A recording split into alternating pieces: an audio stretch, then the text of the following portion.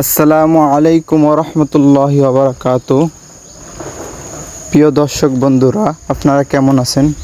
আশা করি অবশ্যই আল্লাহর রহমতে সকলেই ভালো আছেন।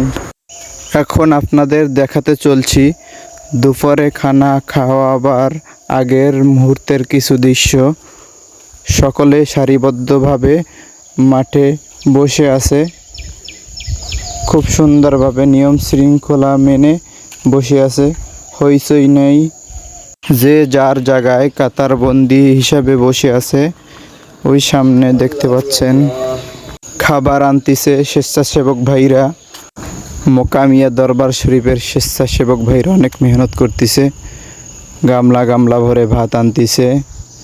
সামনে যে ওই বালতিগুলো দেখতে পাচ্ছেন, ওতে আছে তরকারি, গরুর গোশ, কদু, ডাল দিয়ে একসাথে মিক্স করা। দুপুরের খাবার শেষ করে একটু হাঁটতে বের হলাম। ওই যে সামনে কবরটি দেখতে পাচ্ছেন, ওই কবরটি হলো মাওলানা বজলুর রশিদ নামে এক ব্যক্তির।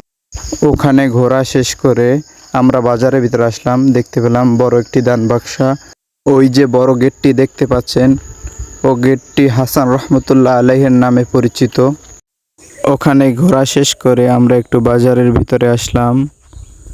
দেখতে পাচ্ছি সকলে কেনাকাটা নিয়ে ব্যস্ত। মাহফিলের সময় এই বাজারে মেয়েদের আসা নিষেধ, তবুও দেখতে পাচ্ছি আশেপাশে অনেক মেয়েরা আসছে এখানে শপিং করতে। এটা যদি কোনো দরবারের লোক জানে, তাদের আজকে খবর আছে। দাদু তার নাতিদের নিয়ে ঘুরতে আসছে। ও মা, চারিদিকে শুধু দেখি মাইয়া আর মাইয়া। এখানে মেয়েদের আসা নিষেধ, তবুও এরা কথা শুনে না, কথা না শুনে চলে আসছে। এদেরকে আইনের আওতায় আনা উচিত, কি বলেন ভাইরা? আজকের ভিডিওটি এই পর্যন্ত। ভিডিওটি ভালো লাগলে চ্যানেলটি সাবস্ক্রাইব করে দেবেন।